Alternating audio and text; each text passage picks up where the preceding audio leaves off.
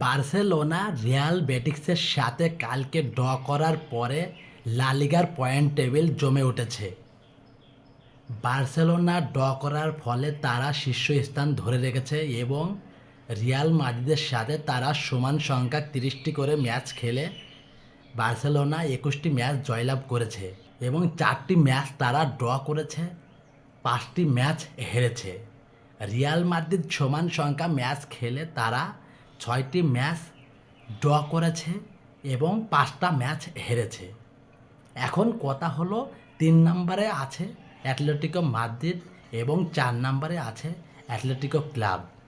তারা সমান সংখ্যা 29টি করে ম্যাচ খেলে তারা 16টি করে জয়লাভ করেছে।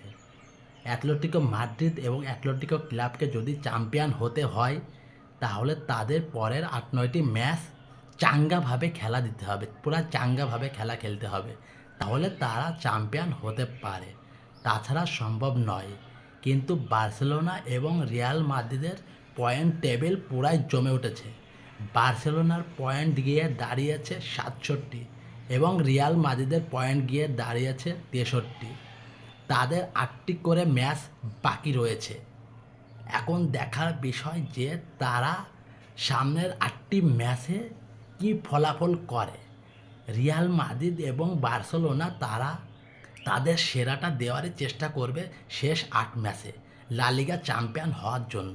সেই সুবাদে অ্যাটলেটিকো ক্লাব এবং অ্যাটলেটিকো মাদ্রিদের জন্য লা লিগা শিরোপা জেতা অনেকটা কঠিন হয়ে যাবে।